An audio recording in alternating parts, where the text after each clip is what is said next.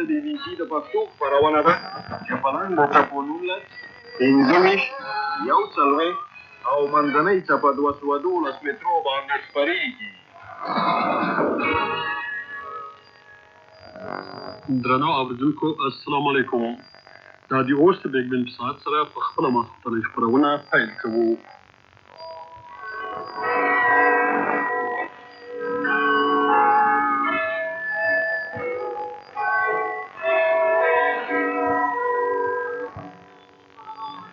اوس په برطانیه کې د مازدیګر 4 بجې او 15 دقیقې چې په افغانستان کې ماسخوتن 8 بجې او 15 دقیقې او په پاکستان کې ماسخوتن 8 بجې او 15 دقیقې دي. نن د شنبې ورځ د سپتمبر د میاشتې 28مه نیټه ده چې د وړیا سمبولي د میاشتې د 10مې نیټې سره سمون کوي. د بي بي سي لندن د نن ماسخوتنۍ خپرونې د وړاندې کولو لپاره زه اسماعیل نیاز او زما ملګري ستاسو په خدمت کې حاضر شوي یو. دا د ورځنیو پېښو په خپل پروګرام پیل کوو. نړۍ دا وخت د هر څه د مخه مهم خبرونه واورئ. د کروشیا خوا وایي چې دوی د هغه فدرالي عسکرو جوړې حمله شروع کړي چې هغوی د کروشیا په ختیځ کې یوه لویه حمله کې بوخت دي. په دمشق کې د ایران د فلسطینیانو مخوري ټولګو د منځني ختیځ د امن کانفرنس لپاره پیشنهادونه ورکړي دي چې هغه د امریکې خارجه وزیر د منطقې په خپلو تازه دوره کې وړاندې کړي. د سریلانکا خلک وایي چې دوی د تامل پانګانو ګرځلاو 3 کیمپونه نیولي دي. د نړۍ دا وخت په پروګرام کې کولی شئ چې په نورو موضوعګانو برسېره د یوګسلاویې په پوځ کې د سربیانو د اکثریت موضوع، د منځني ختیځ د سولې د راتلونکي کانفرنس په هکله د فلسطینیانو نظر او د ګردیز د جګړې په هکله د موقت حکومت د مشر سره مرکه واورئ. د نړۍ دا وخت د پروګرام وروسته به د وریښمین کال په نوم د سندرو او شاعرۍ پروګرام لپاره وکړو. ولې د هغې وړاندې دا د جعفر علي خان او د خبرونو تفصیل. د یوګسلاویا په شوکېدلي جمهوریت پولیس سیاسي امنیتي قواوې وایي چې دوی د فدرالي پوځ خلاف جوابي حمله شروع کړې چې هغه په ختیځ کروشیا کې یوه لویه حمله جاري ساتي. د کروشیاوالو یو بیان چې د اوسیک لویدیځ ته چې ډېر شمېره کې دوی په نرسي کې د فدرالي پوځ بارکونه نیولي دي او ټانکونه او نوره وسلې قبضه کړې ده. فدرالي پوځ اوس د اوکوار او وینکوچي ښارونه چاپېره شوي دي او د ماټرو او ټانکونو ډلې کوي او ورسره هوایي ګزارونه هم کوي. په اډریاټیک په سمندر غاړه لویدیځ کروشیا کې پاسپیک یوه ریډیو سټیشن وي چې هوایي پوځ په بدله لګیالې حمله کوي او د یوګسلاویا بحري کښتۍ پرې ګولهباري کوي. کروشیا وایي چې نور شمال ته په سیبریک بندر هم حمله شوې ده. د یوګسلاویا د دفاع وزیر جنرال ویلي کوکیډي ویچ په کروشیا د صدر ډاکټر زیلکو ټیډي یو ویچ د دې پیشکش جواب ورکړی چې که پوځ خپله حمله بنده کړه نو دا به د پوځ لښکرکښو بندیز ختم کړي. جنرال کروشیاوالو په بېساري ډول په فدرالي اډو حملې ته په جریان ورکولو تورن کړي دي او ویې ویل چې دوی به یوازې هغه خبرې کوي کله چې کروشیاوالو په هغې ورباندې عمل وکړ چې د سهشنبې یا مېلې په ورځ سلا پرې راغلې وه. په ګاونډي جمهوریت کې بوسنیا هرڅیګوینیا کې ځایي خلکو خبر دی چې سړکونه بند کړي دي چې د فدرالي عسکرو د کروشیا په لوري د وتلو د منع کولو کوشش وکړي. د ملګرو ملتونو امنیتي شورا یو ذاتي غونډه کړې ده چې په یوګسلاویا کې په خرابېدونکي حالت بحث وکړي ځکه چې ډېر هېوادونه شورا ته د مداخلت کولو لپاره وایي.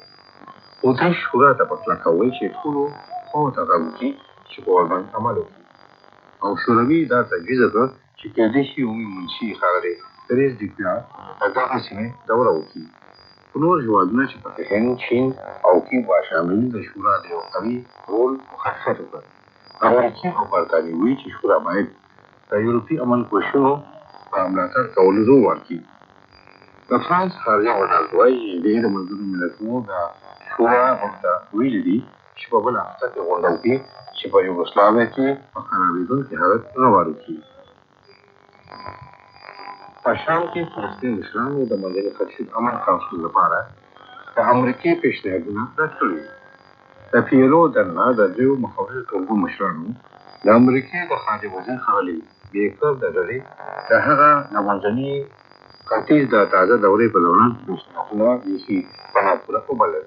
دوی چې دوی د امریکایانو او اسرائیلو د هغې کوششونو مخالفت وکړ چې ووایي چې د فلسطینیانو نمایندګي به څوک کوي. هم په دې ټینګ شو چې PLO باید په خپله خبره کې کښېني. په ټولګو کې ډیموکراټیک محاذ او عوامي محاذ شامل دي. په سریلانکا کې پوځي مامورین وایي چې حکومتي قواو نږدې د 3 هفتو د ګرمې جګړې وروسته د تامل ویناو ټولګي په 3 بڼو ورختلي دي. دوی وایي چې حکومتي قواوې د سختې هوایي ولبارۍ کول نه وروسته باندې وشوله شوي. ویل شوي دي چې په چاپېره سیمو کې جګړه جاري ده. په یو جلا پېښه کې پوځي مامورین وایي چې 10 عسکر د پټکلاوه په ضلع کې د باغیانو په حمله کې وژل شوي دي. سبا دی چې عسکر د سړک د صفا کولو په کار کې بوخت وو، کله چې په دې د تعمیرو ویلاو یو ټولګي ناڅاپه حمله وکړه.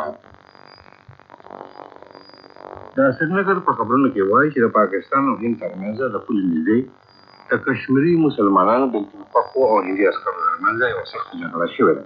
په خبرونو کې وایي چې د دېرشو د ټوپکو د یو ټولګي چې په پاکستان کې د تابع کېدو نه وروسته کشمیر ته ستنېدلو د دې خواو مخه ووهله.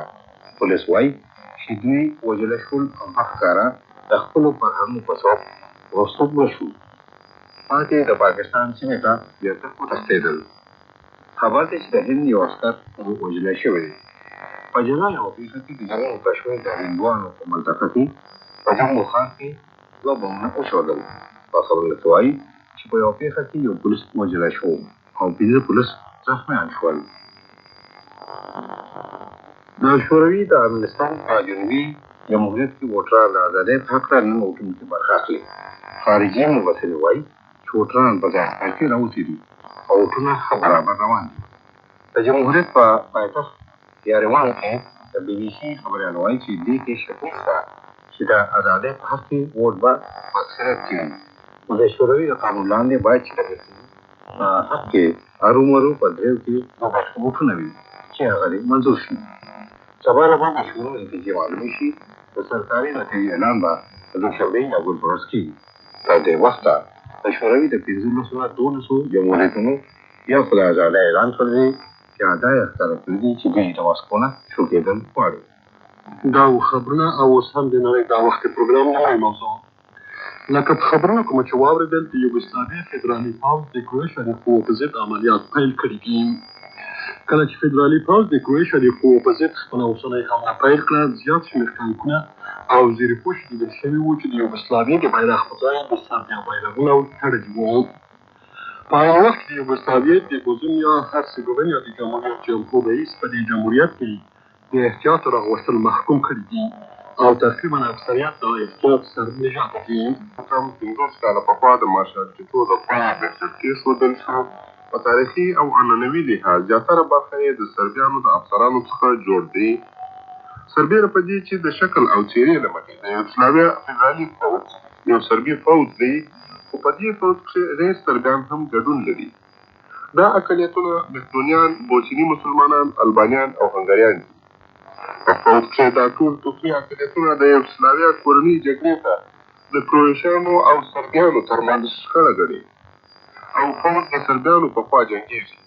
له دې کبله دی چې د یوګسلاویا د پوځ واړه اقلیتونه د باور وړ نه دي او د جګړې د خط نه یې لرې ساتلي دي. په ځینو وختونو کښې دا کسان حتی د جګړې د ډېرو نیمګړو مهماتو په ورکولو سره د کروشیانو په ضد جګړې ته بیرل شوي دي. د یوګسلاویا د پوځ د غیر منظمې ادارې په اړوند حیرانوونکي رپوټونه خپاره شوي. دا رپوټونه د پوره ګډوډیو په هکله خبرې کوي، په دې توګه چې د سربیا د شمالي ولایت وبیدونیا د ګډ توکمي احتیاطي پوځ څخه ډېرې کومې تیاري نیولو نه د جبهې وخت ته عسکر لېږل شوي. د دې احتیاطي عسکرو زیات کسان د بېرته تګ غوښتنه کړې او ځینې په رښتیا سره بریالي شوي دي. د همدې دلیل له مخې دی چې د یوګسلاویا فدرالي پوځ تر اوسه په دې نه دی بریالی شوی چې د شمال ختیځې کروشیا د وکوور د ښار پیاوړی مرکز ونیسي. اوس د یوګسلاویا د پوځ د لوی قوت او په لویه پیمانه بمباري کول د پام وړ خبره نه ده. له دې کبله پوځ همدا اوس د سربیانو په لیکو کښې ځان پیاوړی کوي. په بوسنیا هرسګوفینیا کښې یوازې سربي اقلیتونه د احتیاطي عسکرو په توګه جلب شوي. د کروشیا په دننه کښې بیا د سربیانو ملیشاوې د احتیاطي پوځ په شکل راغونډ شوي دي. د یوګسلاویا فدرالي قواوې په خورا چټکۍ سره د سربیانو د جنګي قوتونو څخه د جوړېدو په حال کې دي. خو دا خوځېدنه به د پوځ د لوړې هستې لپاره چې تر اوسه پورې ځانونه کمونیزم ته وفاداره ګڼي د یو لوی تهدید په حیث وي. که چېرې سربي ملتپالان د پوځ ټولې برخې ونیسي، نو په هغه حالت کې به د پوځ مشرتابه او د هغه لوی متحد د سربیا پخواني کمونیست رئیس سلوبوډین میلوسیویک باندې به هم دا کار په پټه اغېزه واچوي. دا وه د یوګسلاویې د پوځ په هکله د ګبریل پارټوس تبصره. نن په سوریه کې د فلسطینیانو مشرانو د منځني ختیځ د سولې د کنفرانس په هکله د امریکایانو وړاندیزونه رد کړل او وایي چې په دې وړاندیزونو کې د فلسطینیانو د سیاسي خود ارادیت هیلې له نظره غورځول شوې او هم د فلسطینیانو ته د سولې په مذاکرو کې د خپلې نمایندګۍ د ټاکلو حق نه دی ورکړی. د نور تفصیل په هکله تیمنوان داسې راپور ورکوي. په PLO کې د درېیم ټولګي چې په هغې کې ډیموکراټیک محاذ او عمومي محاذ شامل دي، مشرانو په د مشروعیت مارشالانو ته وویل چې د امن کانفرنس لپاره د امریکې پیشنهادونه بیخي ناپوره دي، تر څو چې په نړۍ کې دننه او ترنه بهر د زیاتره فلسطینیانو طرف دی. دوی یوازې وړاندې کړه چې هغه په سیمه کې او بهر د ملیون څلورم برخه فلسطینیانو لاسلیک کړې ده. په دې کې د مقبول سیمو فلسطینیان نه دي. څرګند دی کې دا ویل کېږي چې دوی د امریکایانو او اسرائیلو دا کوښښونه کوي چې دا غوره کړي چې فلسطینیانو ته ورسو په کانفرنس کې دوی نمایندګي کولی شي. دا چې دوی دا نظریه رد کوي چې دغه ترتیبات په هغوی کې څوک نه وي چې د بیت المقدس وي، او دوی په دې ټینګ دي چې PLO لا به په خپله ارومرو په خبرتۍ کېناستل وي او د امن کانفرنس بالاخر او څرګند مقصد به ارومرو یو آزاد فلسطیني هېواد پکار دی. په PLO کې د وړو ولې په مهمو او مخورزو ډلو کې د فلسطیني مشرانو د دوی دواړه د فلسطینیانو په پارلمان کې او د PLO په انتظامیه کې نمایندګي کېږي.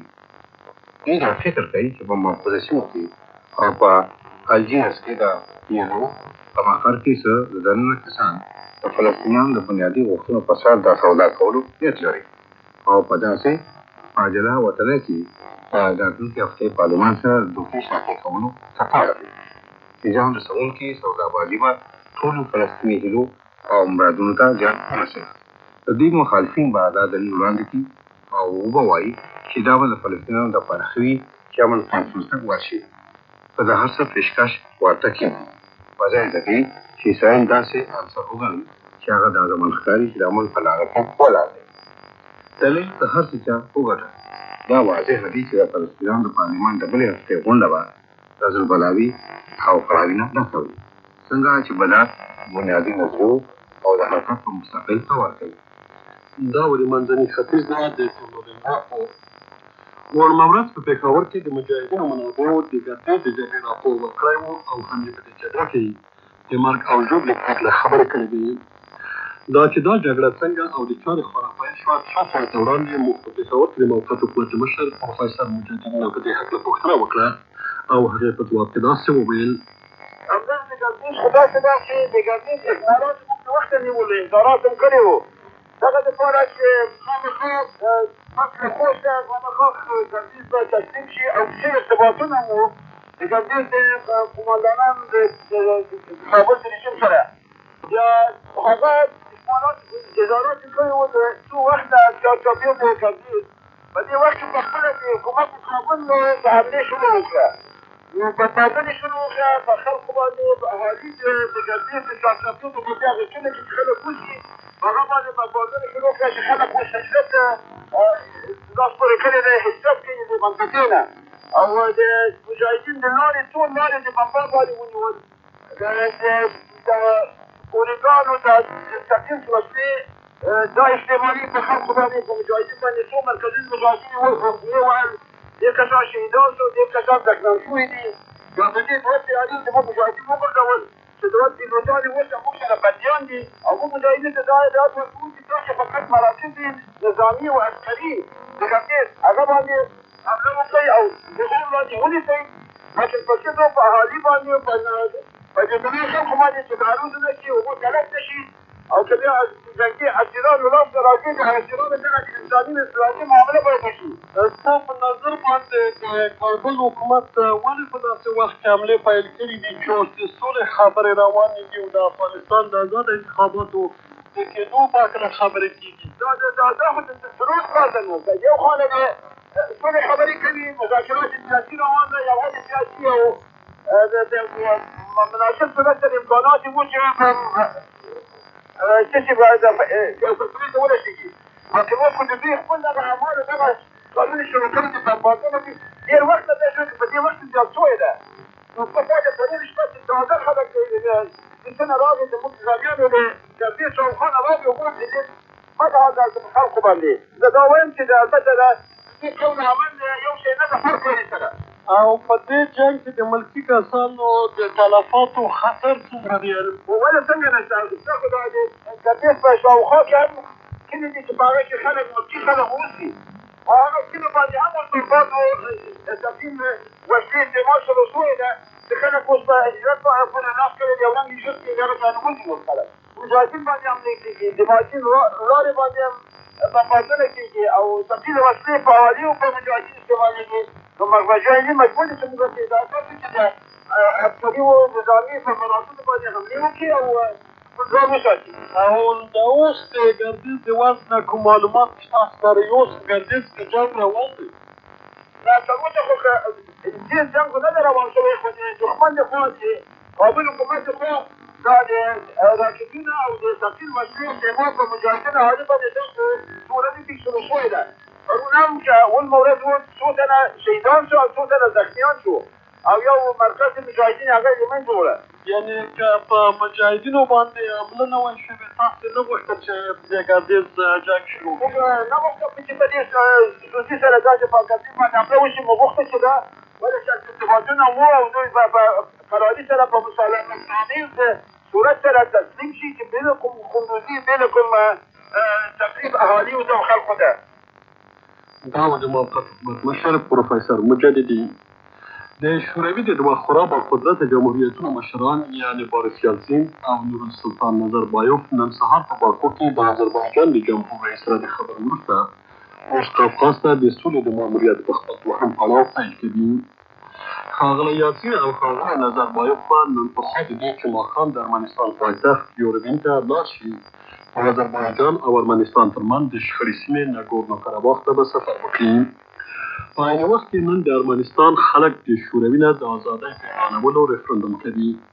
د نور تفصیل په هکله د ماسکو نه تیمهول داسې راپوره کوي. دواړو د آذربایجان او ارمنستان مشرانو د ښاغلي یلسین او ښاغلي نظربایوف د دې هڅو هرکلی کړی دی چې د ناګورنو قرهباغ د شخړې حل پیدا کړي، کومه چې په تېرو 3 کلونو کې د په سلګونو کسانو د مرګ سبب شوې ده. په دې هکله کومې ستونزې چې وجود لري دواړو مشرانو د واقعیت نه کمې نه دي اټکل کړی. ښاغلي یلسین ویلي دي چې د خپل سفر هدف یې د دې ځای د پرابلم سره آشنایي پیدا کول دي او حتی د دا مامورونه علاقه نه لري چې د راتلونکې شنبې او یکشنبې په ورځو د مذاکرې ورباندې کېدونکې پخلا کېدنې موضوع ته نشریات ورکړي.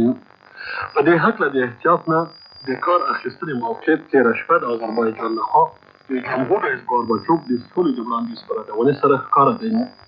ویل کېږي چې جمهور رئیس ګورباچوف پلان لري چې د ناګورنو قرهباغ د انتخاب شوي سیمه ییز حکومت د اعاده کولو فرمان په نظر کې لري او هم د ټولو خواوو ترمنځ د ماسکو په ذمهدارۍ د مذاکرو غوښتنه کوي. ولې د آذربایجان پارلمان وویل چې دا پلان به د دوی د جمهوریت په کورنیو چارو کې لاسوهنه وي. د دوی جمهوریت جمهور رئیس ایاز ماتلیبوف د مخالفې ولسي جبهې لخوا تر فشار لاندې دی چې هر ډول پخلا کېدنه او روغ رد کړي. د حکومت ځینې مخالف مشرانو د ارمنیانو په مقابل کې د خپل جمهوریت د دفاع لپاره د عمومي تیارۍ نیولو غږ کړی دی. ولې د بلې خوا کېدای شي چې یو زیات شمېر ارمنیان د اوږدې مودې داسې حل رد کړي چې ناګورنو قرهباغ د آذربایجان تر کنټرول لاندې راشي. د دې سره دا ممکنه ده چې ارمني اړخ یې دواړه خواوې د پخلا کېدنې ځینې تدابیرو ته مجبوره کړي. آذربایجان پوهېږي چې ښاغلی یلسین او د هغه نوی د دفاع وزیر غواړي چې د دې سیمې نه شوروي قوې وباسي. ولې دا کار به د ارمني شریکانو د حملو په شاوخوا ګرانه کړي. او هم د ارمنستان داسې احتمال کېږي چې د نن په ریفرنډم کې به د پوره ازادۍ په پلوۍ رایه ورکړي. ولې دا جمهوریت به د اقتصادي نقطې نظره بقا ونه لري که چیرې د آذربایجان په شمول د نورو جمهوریتونو سره نږدې اړیکې ونه ساتي. قدرمنو اورېدونکو، د ماسکو نه د تیمور امپراتور سره د نړۍ دا وخت پروګرام پای ته ورسېد او دا د خپرونې په وروستۍ برخه کې تاسو پاملرنه د ورځني ټال پروګرام سره اړوو.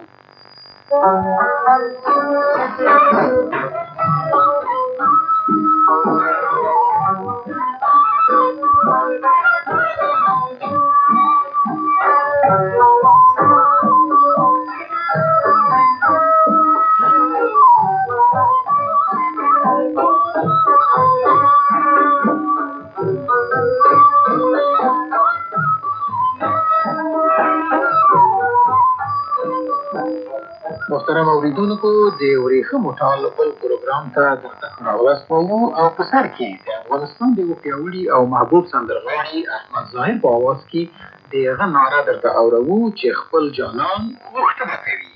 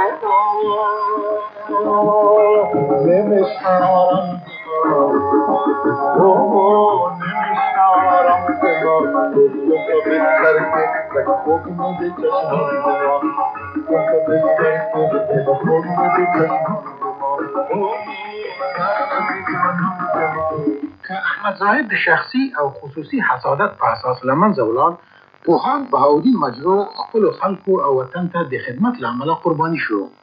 مجروح د افغانستان د ازادۍ جراحت له ځان سره یووړ. که څه هم د نثر لیکل په 5 ژبو کې د هغه لپاره د ژوند لذتونه نه وو، خو په شعر کې هم پوره لاس درلود. په دې شعر کې د خپل تحصیل دوره په خارج کې د وطن له مینې سره داسې په ګوته کوي: ای زما د زړه دریابه ناآرامه، د ابد په لورې درومې بې انجامه، ای روانې په چپې چپې داستانې، هم د نن هم د پرون د هر زمان یې. ستا ساحل کې کړې ما ډېرې خاپوړې، قلاګۍ د شګو ما کړې ډېرې جوړې. ستا په غاړه مې وهلي ډېر دانګونه، ما په خوب همیش لیدلي ستا موجونه. ستا بهیر ته ما کتلي په وار وارې ستا ګودر ځای د دیدارو د دلدارې زه موده وم ستا نه لرې پرېوتلی طالبۍ پسې وم دورې دورې تللی د سیندونو دریابونو پورې غاړه ما ملکونه هېوادونه ولي دواړه شاګردي مې ډېره وکړه د پوهانو د فرنګ د استادانو عالمانو اوس له ډېرې مودې وروسته خپل دیار ته یم راغلی ستا ساحل ته ستا دیدار ته اوس له ډېرې مودې وروسته خپل دیار ته یم راغلی ستا ساحل ته ستا دیدار ته خو ګمان مې هرګز نشي چې به تېر وي دا مودې کلونه دومره ډېرې ځکه ستا جهان ثابت هر څه ثابت دي ځنګل غرونه هم په هغه شان ساکت دي ته هماغه شان روانې په بې لارې کله کوږ ځې کله سم کله په قار یې کله چوپ شې غلی غلی خپل ځان خپور کړې کله چوپ شې غلی غلی خپل ځان خپور کړې کله کاړ باندې ورخیژې شور ماشور کړې دایمي سندره وایې پروا نه کړې که ټوپک دي که یې نږدي سودا نه کړې هر طرف ته یې روان بې التفاته هر طرف ته یې روان بې التفاته نظر نه کوې زه خواته نه دې شاته ای روانې درومې درومې تو تر کله ابدي سندره وایې خوږه